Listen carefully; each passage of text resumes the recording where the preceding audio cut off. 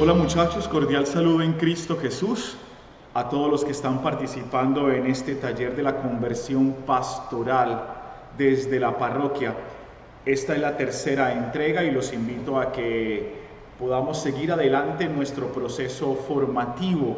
Es tan importante formarse para que haya esa conversión pastoral en todos los ambientes de nuestras parroquias. Bienvenidos. Recuerden que la semana pasada, la segunda entrega, fue una historia muy breve, muy rápida sobre la parroquia. Este tercer encuentro se va a centrar en la Evangelii Nunciandi y la Evangelii Gaudium, dos documentos supremamente importantes de la Iglesia, uno del siglo pasado, otro de este siglo. Uno que salió en 1975, la Evangelii Nunciandi, después del sínodo de 1974, cuando estábamos estrenando el Concilio Vaticano II, estábamos desenrollando y entendiendo todo lo maravilloso del Concilio Vaticano II. Y después, pues tenemos la Evangelii Gaudium, que es del Papa Francisco, que ya está mucho más cercano a lo que nosotros estamos viviendo. ¿Por qué queremos hacer esta tercera entrega a partir de la Evangelii Nunciandi y la Evangelii Gaudium, viendo la parroquia y las comunidades parroquiales? Porque queremos ver hacia dónde nos está dirigiendo todo el proceso de pensamiento sobre las comunidades parroquiales. Y específicamente vamos a dar un paso muy rápido sobre todo el documento de la Evangelii Nunciandi, que es un documento relativamente corto, y después nos centraremos en la Evangelii Gaudium en el número 28. Van a ver cómo de un solo numeral vamos a sacar una cantidad extraordinaria de propuestas para la renovación pastoral de las parroquias. Este taller, esta entrega es fundamental porque a partir de aquí es que vamos a desglosar poco a poco todas las herramientas y todas las estrategias que tenemos para una nueva evangelización que necesita una nueva parroquia, una nueva comunidad, unas nuevas estructuras. Bueno, entonces comencemos haciendo un barrido lo suficientemente rápido. La Evangelii Nunciandi nos dice que Cristo es el evangelizador. Cristo es el que trae la buena noticia. Y esa buena noticia se transmite en la iglesia. Jesús lo que hizo fue anunciar el reino de Dios, anunciar la salvación, entregando su vida, dándolo por amor, una entrega de amor. Con una evangelización infatigable, los textos lo dicen, ¿no? Iba por todos los pueblos y ciudades anunciando, sanando, liberando, bueno, en fin. Entonces lo primero que nos dice la Evangelii Nunciandi es que Jesús es el evangelizador, el primer evangelizador y el modelo evangelizador. Después, hacia el número 13, nos dice que la comunidad debe ser evangelizada y evangelizadora.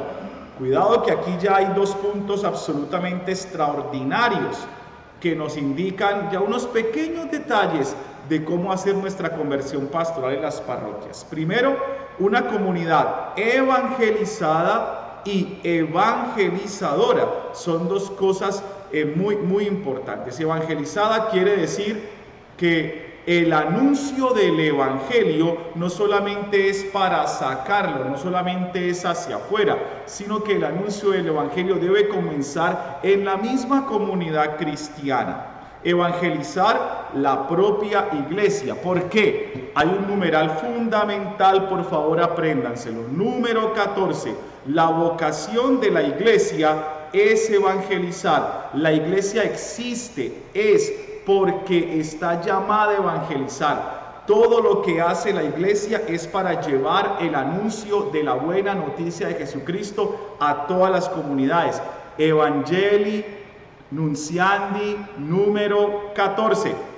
Pero para cumplir esa vocación de anunciarle a todos los pueblos la buena noticia, ella misma debe evangelizarse. Ella misma debe encontrarse con Cristo. Al interior de la iglesia se debe dar un encuentro profundo con nuestro Señor Jesucristo y ese testimonio poder compartirlo con los demás. Entonces me parece muy interesante que en ese encuentro con Cristo la iglesia se evangeliza, se llena de Dios, toma para sí la buena noticia de la vida, del amor, de la resurrección, de la fe, del amor a los últimos y lo comparte con los demás.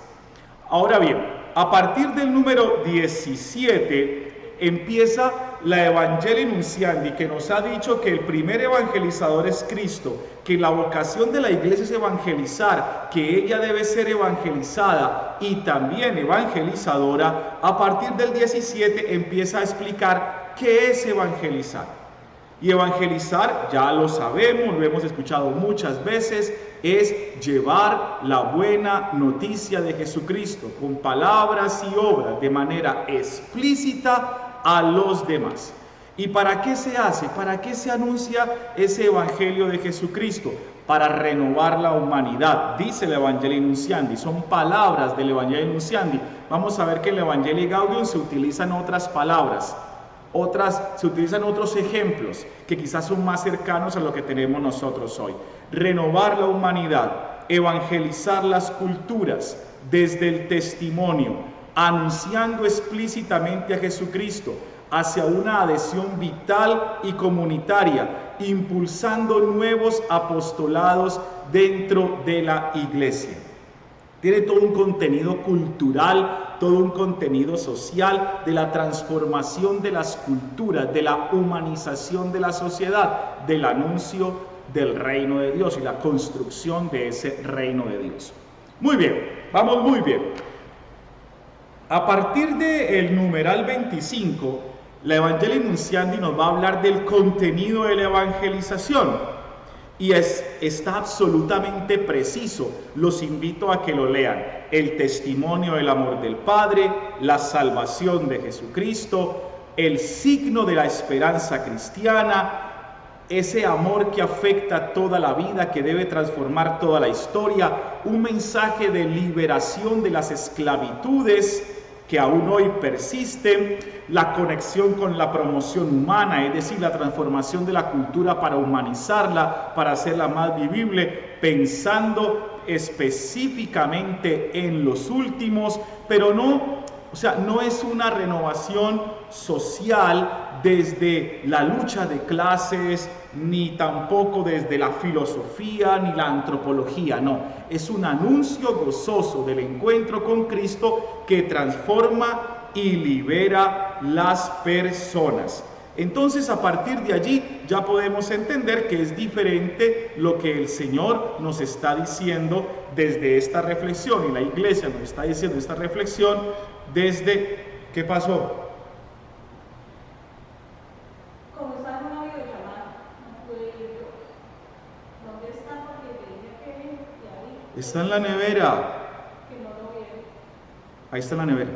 Listo.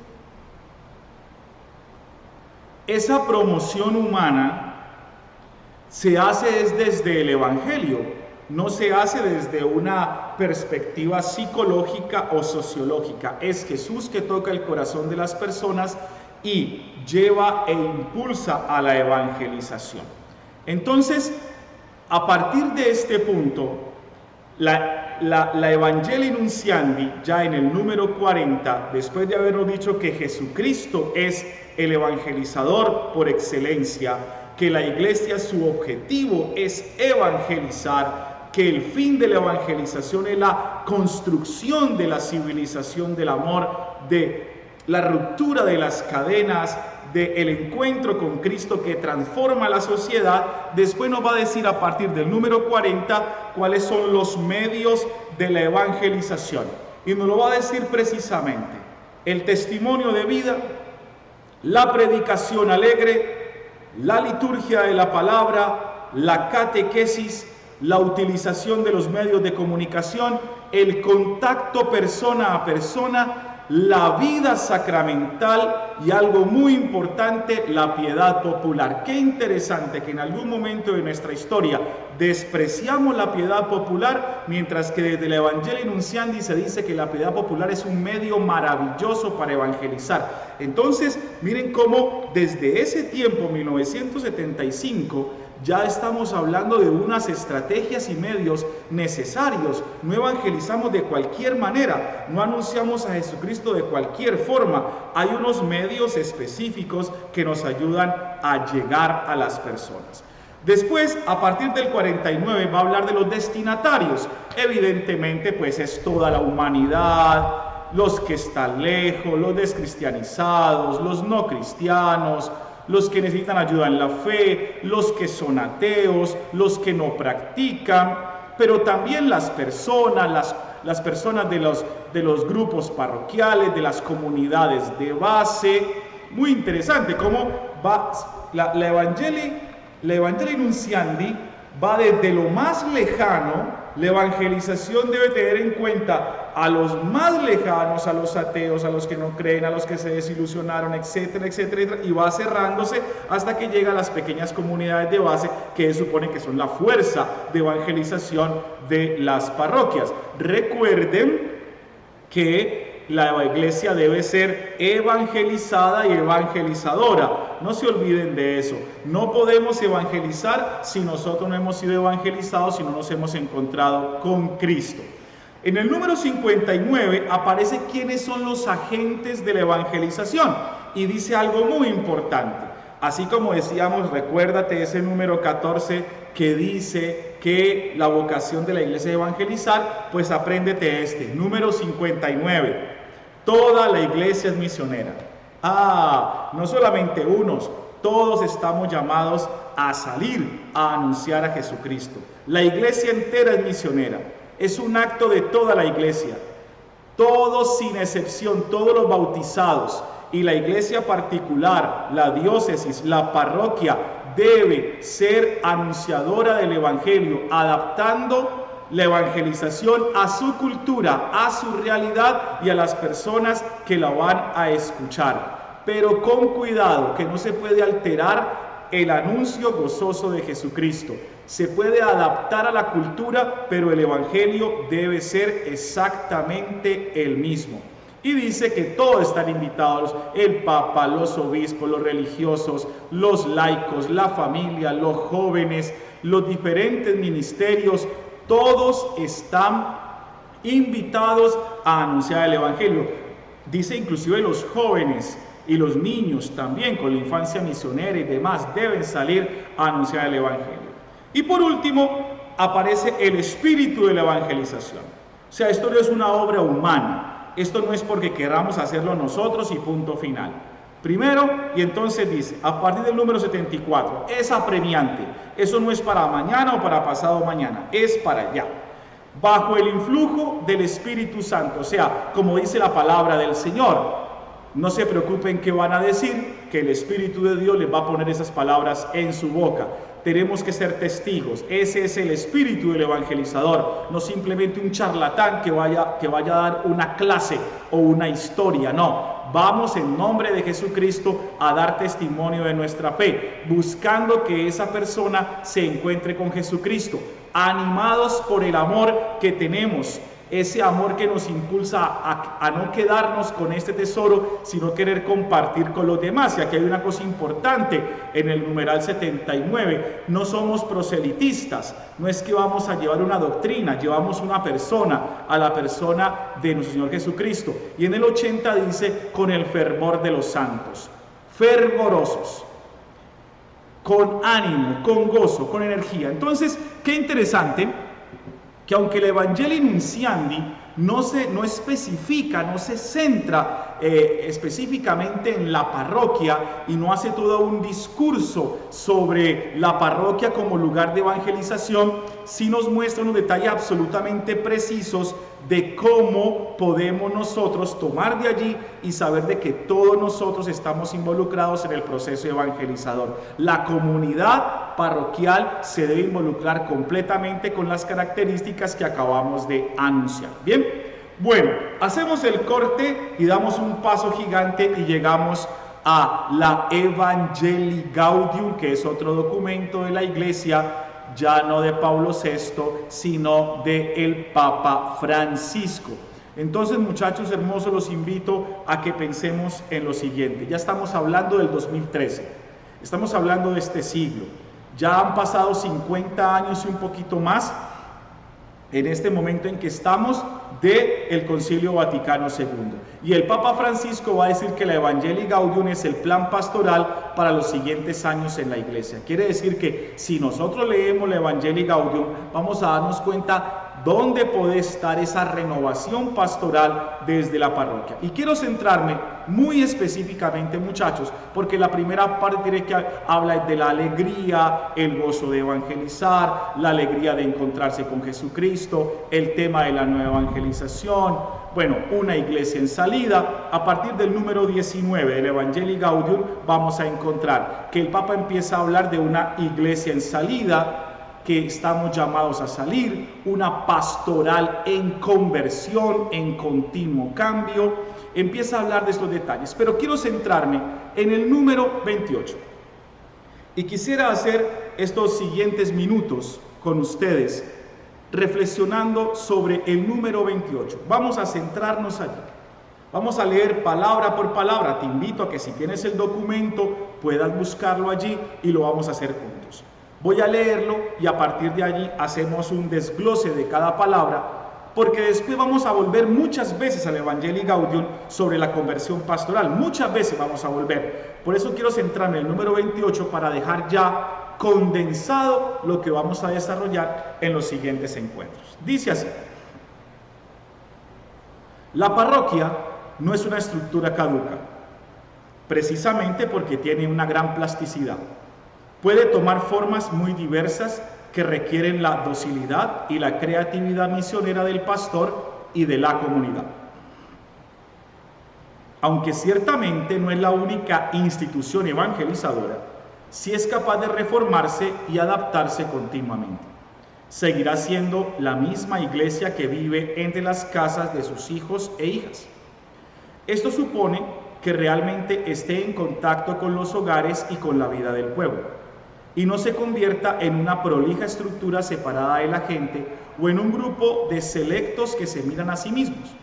La parroquia es presencia eclesial en el territorio, ámbito de la escucha de la palabra, del crecimiento de la vida cristiana, del diálogo, del anuncio, de la caridad generosa, de la adoración y la celebración.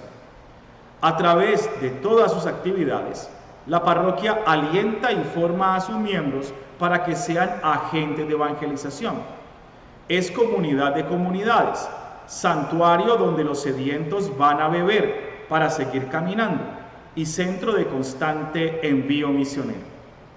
Pero tenemos que reconocer que el llamado a la revisión y renovación de las parroquias todavía no ha dado suficientes frutos, en orden a que estén todavía más cerca de la gente, que sean ámbitos de viva comunión y participación y se orienten completamente a la misión. Muchachos, con este número 28, y es este número 28 que vamos a trabajar durante los siguientes 9 encuentros. Por ahí más o menos, 8 o 9 encuentros. Vamos a desgranar así como se desgrana una mazorca, uno a uno, estos espacios, estas definiciones y estos desafíos. Hoy solamente voy a dar un bosquejo, voy a dar un pasonazo para después ir mirando cómo la renovación parroquial parte desde este número 28. ¿Perfecto? Bien, muchachos, entonces comencemos. Lo primero que dice Papa Francisco es que la parroquia no es una estructura caduca. ¿Qué significa? Que la parroquia sigue siendo el centro prioritario de la evangelización en todo el mundo. Dice que hay otros, como la escuela, como los movimientos apostólicos. Claro, hay otros espacios, pero la parroquia sigue siendo prioritaria en el proceso de evangelización de cualquier lugar del mundo. Eso es lo primero, o sea que hay que recuperarlo, porque sigue siendo prioritario. Y dice, porque tiene gran plasticidad. Cuando dice que tiene gran plasticidad, quiere decir que se puede transformar, que puede variar, que puede cambiar, que puede renovarse, no fácilmente, pero sí de muchas maneras. Que la parroquia tiene una gran capacidad de estirarse, de llegar, de recogerse y de cambiar. Por eso es que es prioritario la conversión de las parroquias, de las estructuras parroquiales. Pero evidentemente dice que necesita la creatividad, por eso estamos haciendo un curso como este, porque necesitamos aprender cómo hacemos para que nuestra parroquia no se convierta en un fósil allí, en una estructura en medio del barrio que ya no importa y se convierta en el motor del anuncio de Jesucristo nuevamente como debe ser. Y sigue, que la parroquia debe de estar en contacto con los hogares, porque vive en medio de las casas. Por eso es que es prioridad la conversión parroquial, porque es el contacto más directo con la casa, con la familia. Miren cómo ya empieza a hablar de cercanía, empieza a hablar de iglesia territorial, en el territorio, en la comunidad, cercanos, allí debe estar. Y da un salto y quiero que empecemos a mirar donde comienza el Papa Francisco a hablar de la definición. ¿Qué es una parroquia? La parroquia es, ojo, la parroquia es presencia eclesial en el territorio. Eso es lo primero que tenemos que saber. Primer punto, la parroquia es presencia eclesial. La Iglesia Universal se hace realidad en el territorio por la parroquia. Donde falta esa fuerza parroquial, crecen otros movimientos y crece el pecado y el mal. Por eso la iglesia, la parroquia es presencia eclesial en el territorio. Toda la Iglesia Universal, toda completa, se llega allá. Aparece un segundo punto. Ámbito de la escucha de la palabra. Qué interesante que el Papa Francisco defina la parroquia como el ámbito de la escucha de la palabra. ¿Se acuerdan de esa evangelización sacramentalista o sacramentalizada antes del Concilio Vaticano II, donde todo se centraba en los sacramentos? Pues esta renovación quiere poner en el centro la palabra. Y entonces el Papa Francisco dice que es el ámbito de la escucha de la palabra. Una parroquia debería ser el motorcito del anuncio, de la escucha, de la lectura, de la oración de la palabra de Dios. ¿Por qué? Porque el primer lugar para encontrarse con Cristo es en la palabra. Esa palabra que cambia la vida. En los 5 pasos del discipulado misionero, lo primero es el encuentro, el segundo es la conversión y el tercero el discipulado. Ese encuentro lo obtenemos en la palabra. Hay otros lugares de encuentro, pero la parroquia debe ser ese ámbito de escucha de la palabra. Tercero, aparece allí en la definición, es que es muy rica ese numeral. Crecimiento de la vida cristiana. No solamente la escucha, sino el crecer. No solamente recibir un primer anuncio, sino ayudarle a las personas a crecer como discípulos misioneros enamorados de Jesucristo, enamorados de Dios y por ende enamorados de la iglesia. No es solamente un nacer como una madre que da a luz, sino que acompaña para que crezcan en santidad, crezcan en amor, en fidelidad, en alegría, en gozo, en paz. La parroquia debe ser un lugar de crecimiento en todo lo humano y en todo lo divino. Extraordinario, verdaderamente extraordinaria esta definición. Sigue del diálogo.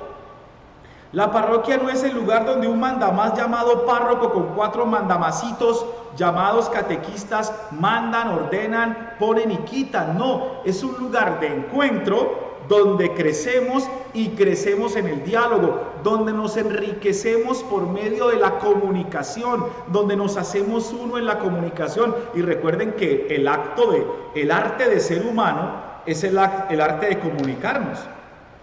Jesús vino a comunicar el amor del Padre y nosotros comunicamos ese amor del Padre a los demás. Y sigue, ¿del anuncio de qué? Del anuncio del Evangelio, del anuncio de la buena noticia, de la conversión, de la paz, de la sanación, de la vida nueva, del reino de Dios, de la civilización del amor. La parroquia va mucho más allá de solamente celebrar sacramentos, que son maravillosos.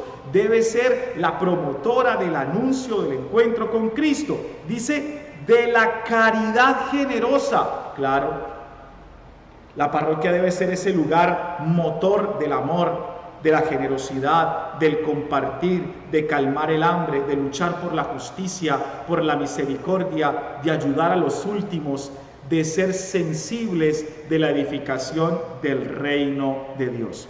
Dice, de la adoración, o sea que la parroquia es el lugar para orar, para adorar, para encontrarnos con el Creador, para desahogarnos con Él, para hablar con Él. La parroquia debe ser un lugar privilegiado donde yo pueda encontrarme con Cristo para adorarlo, para amarlo, para cantarle.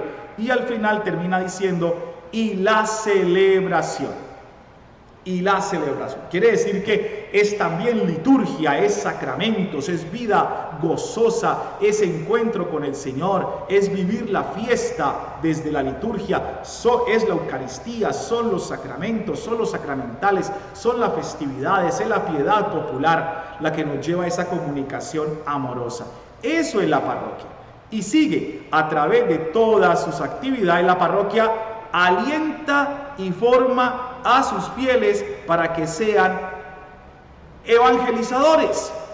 Muy interesante. O sea que recuerde la definición del del documento de Aparecida, que dice que un cristiano es un discípulo misionero.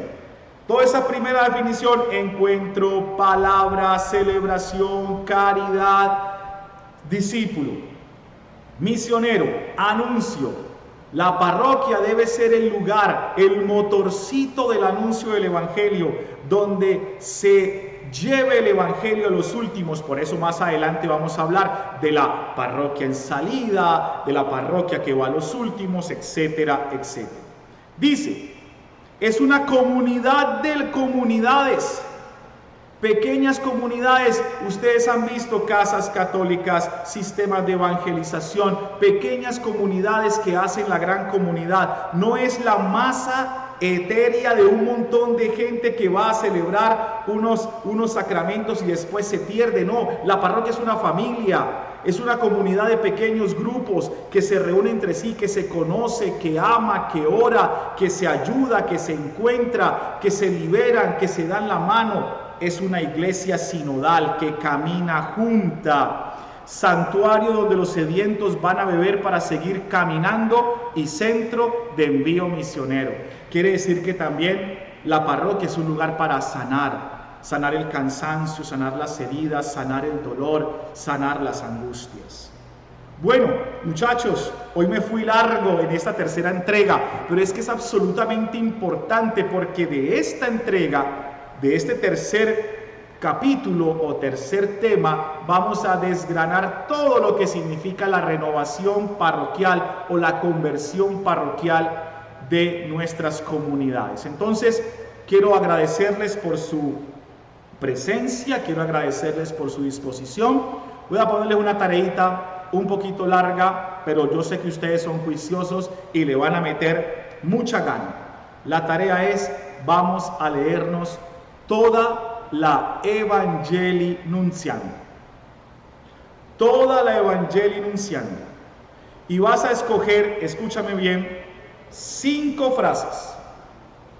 Las 5 frases que más te gusten. Vas a leer toda la Evangelii Nuntiandi.